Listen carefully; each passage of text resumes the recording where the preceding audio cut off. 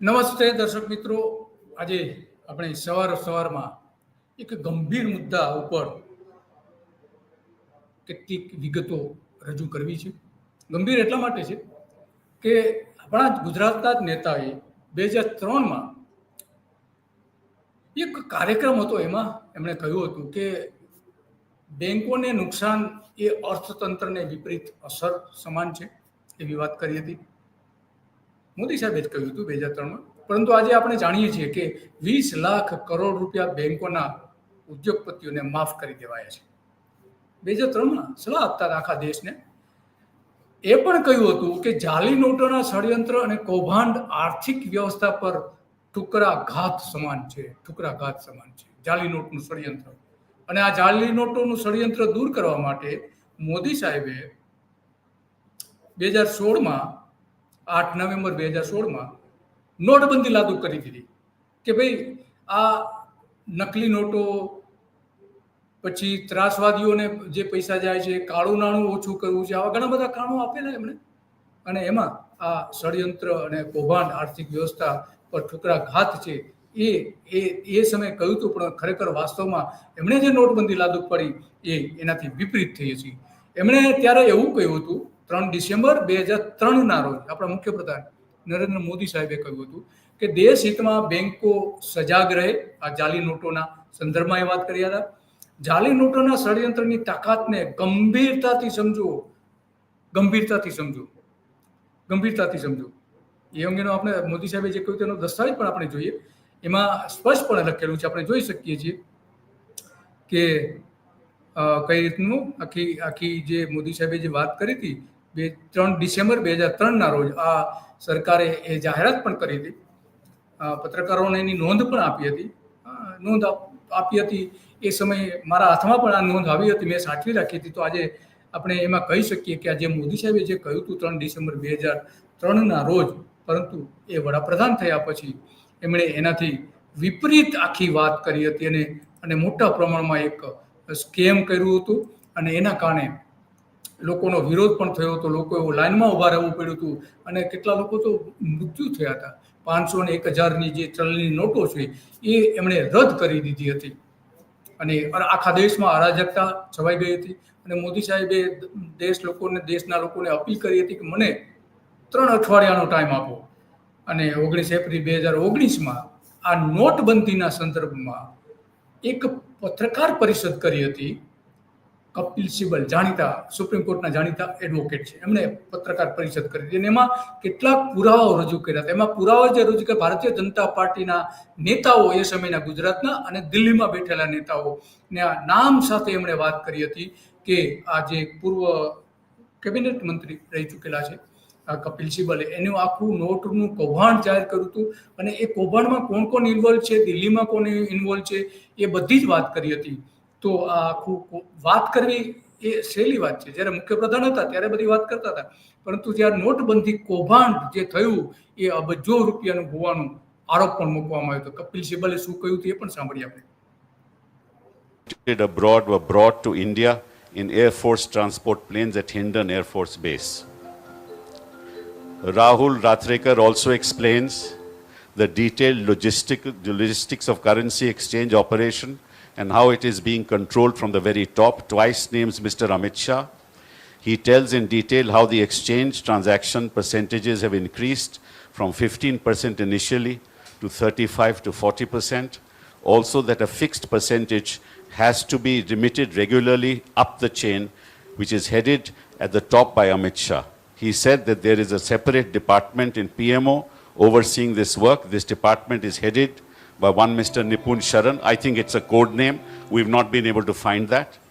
He explains how 26 people have been recruited from various departments specifically to oversee the coordinate with RBI for currency exchange work only.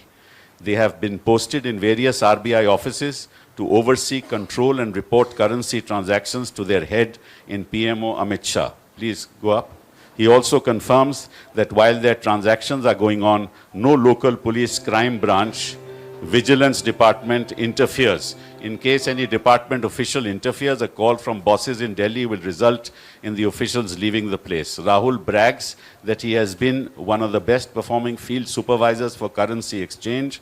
He says he has already completed more than 20,000 crores worth 20,000 crore રૂપિયાનું કૌભાંડ હોવાનું કહે છે.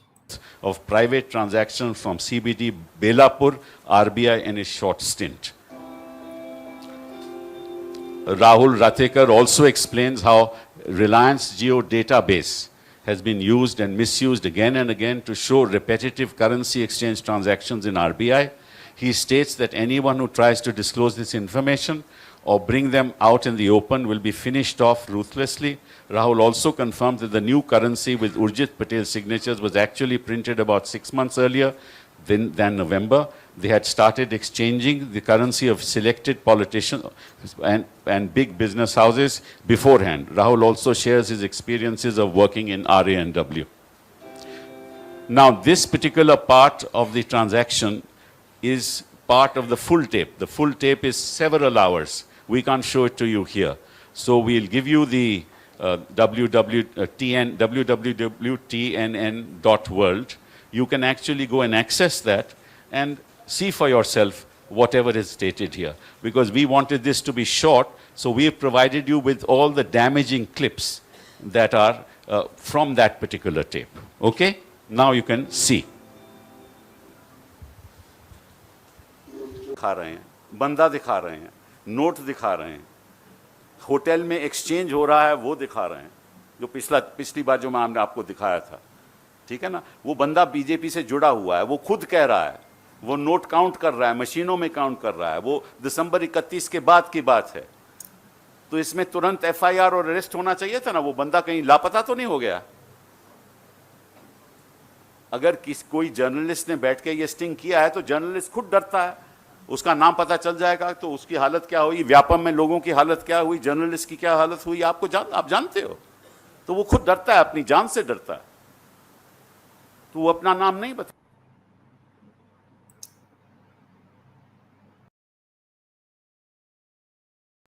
એ વાત અત્યંત ગંભીર એટલા માટે છે કે કપિલ સિબ્બલે જે પત્રકાર પરિષદ આ ઉપરાંત બીજી ઘણી બધી વિગતો એમણે રજૂ કરી હતી પત્રકાર પરિષદમાં.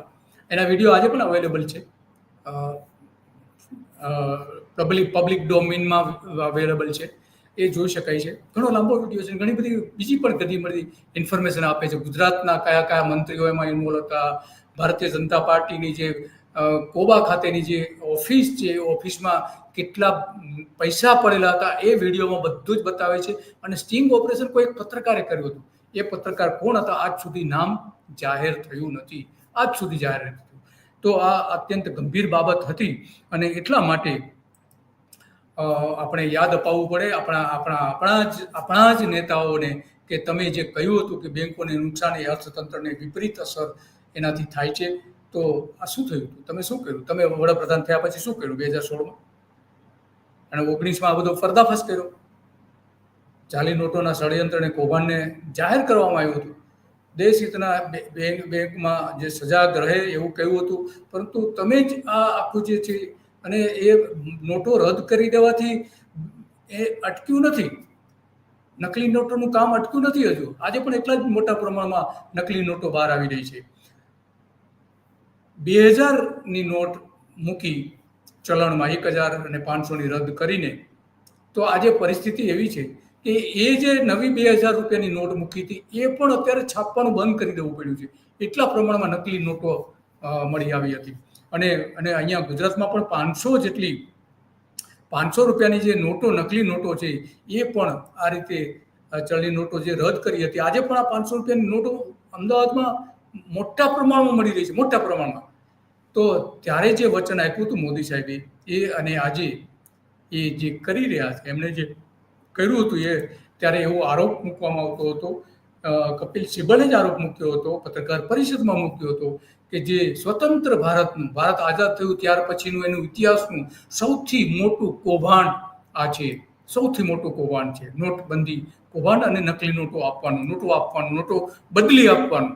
19 એપ્રિલ 2019માં એમણે અમદાવાદમાં પણ આ પત્રકાર પરિષદ કરી હતી, દિલ્હીમાં કરી હતી અને એમાં આ બધો જ પર્દાફાશ એમણે કરેલો હતો. તો આ અત્યંત ગંભીર બાબત હતી. પછી તો કોઈ પગલાં ભરાયા નથી, કોઈ પગલાં ના ભરાયા. આ આટલી બધી વિગતો જાહેર કરી હતી, આજે પણ પબ્લિક ડોમેઇનમાં એ બધી જ વિગતો અવેલેબલ છે.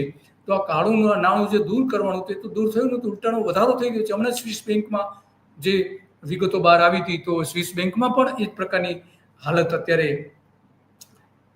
અને અત્યારે જો 54% વધારો થયો 2000ની જે મૂલ્યની નોટો જે મૂકી બજારમાં, પછી એનસીઆરબીના રિપોર્ટ પ્રમાણે 92 કરોડથી 3.34 લાખની નોટો પકડાઈ છે 2020માં. ખરેખર તો એ બધું બંધ થઈ જવું હતું, નથી થયું. અને 99% ચલણી નોટો નાણું રિઝર્વ બેંકમાં પાછું આવી ગયું હતું.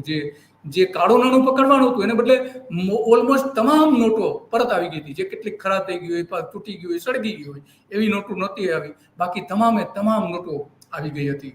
2025માં 500ની નોટોમાં 40%નો વધારો થયો હતો. નકલી નોટોમાં 40%નો વધારો થયો હતો. તો આ અટકવાના બદલે વધી રહ્યું છે. એક બાજુ તમે સલાહ આપી રહ્યા છો, જ્યારે ગુજરાતના મુખ્યપ્રધાન હતા ત્યારે ગુજરાતની બેંકોમાં વર્ષે 50 લાખની નકલી નોટો પકડાય છે. આ સરકારનો રિપોર્ટ છે, 50 લાખની નોટો. તો આ 500 અને 100ની નોટો એમાં સૌથી વધારે હોય છે, નકલી નોટો જે પકડાય છે એમાં. અને નકલી નોટો ઘુસાડવા આંગળીયા પેઢીની અત્યારે પેઢી કેટલીક આંગળીયા પેઢી છે એ ગોલમાલ કરી રહી છે. નોટોના બંડલ વચ્ચે નકલી નોટો મૂકી રહી છે. તો 2025માં ગૃહ વિભાગે 500ની નકલી નોટ અંગે ચેતવણી પણ આપી છે. હમણાં થોડા સમય પહેલા જ ચેતવણી આપી છે કે સાવધાન રહેજો, નકલી નોટ તમારા ખિસ્સામાં ન આવી જાય, એ પ્રકારની. રિઝર્વ બેંક ઓફ ઇન્ડિયાએ પણ આ બેંકોને સતર્ક રહેવા માટેની સૂચના આપી છે. તો આ જે નોટબંધીનું કૌભાંડ હતું એ અટક્યું નથી, ચાલુ જ છે.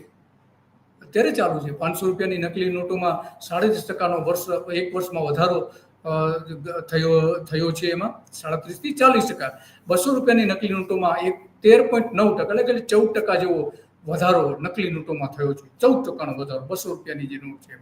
અને 2024માં સુરતમાં 500 અને 200ની નકલી નોટો પકડાઈ, 63,000 નકલી નોટો પકડાઈ ગઈ, 63,000.